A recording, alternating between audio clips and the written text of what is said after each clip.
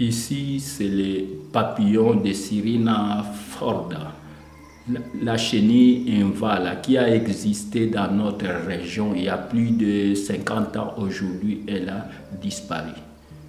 Et nous avons cherché à retrouver cette chenille et à la ramener chez nous dans la région de Iluika.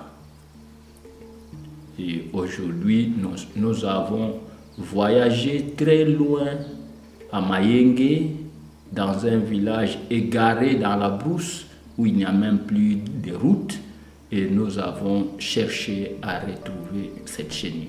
Nous sommes dans la brousse de Mayenge où un guide du village nous a conduits et nous sommes heureux de retrouver les dernières chenilles de la saison. Nous avons récolté près d'1 millier de chenilles et que nous avons embarqué dans notre jeep qui a été abandonné à 5 km du village parce que la route est presque impraticable, impossible à arriver. Alors maintenant, nous avons cette chenille et nous sommes heureux que nous allons la ramener.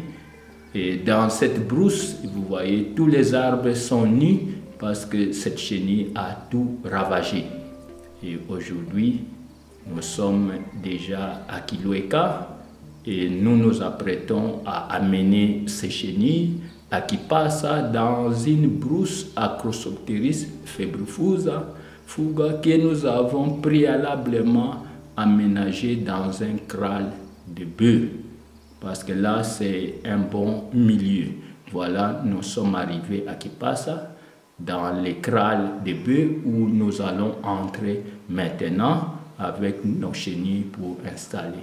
Dans ce site, il fait très calme, il n'est pas fréquenté et les chenilles seront vraiment en sécurité. Et nous sommes très heureux qu'elles vont accepter les nouveaux habitats à Crossopteris februfuga que nous avons sélectionnés minutieusement pour nos précieuses chenilles de Sirina forda. Voilà, nous évoluons pour voir à quel endroit nous allons installer. Il y a beaucoup d'arbres de Crossopteris invala dans cette brousse, mais nous essayons de voir quels sont les meilleurs arbres qui ont les meilleurs feuillages pour que les chenilles soient à l'aise.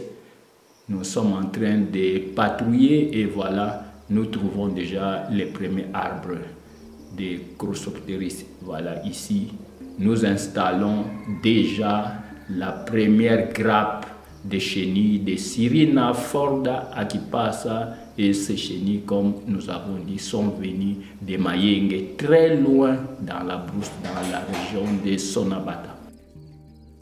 Cette chenille Sirina forda a une longue durée de dormance, presque 10 mois, et c'est une chenille difficile à élever dans les laboratoires. C'est pour cela que nous pourrions la réintroduire seulement dans la nature, dans un site bien pour que les chenilles peuvent rester 10 mois en chrysalide et au bon moment, à la saison prochaine, elles vont réapparaître. C'est pour cela que nous voulons que cette chenille soit dans la nature et chaque année, probablement, les populations vont en bénéficier. Ici, c'est une niche où la chenille va se développer et peut se répandre dans toutes ces brousses environnantes grâce aux papillons. Voilà, nous espérons que ces chenilles, l'année qui vient, en décembre, janvier, elles vont pondre et nous allons avoir des œufs dans la brousse et les papillons vont se promener à gauche à droite.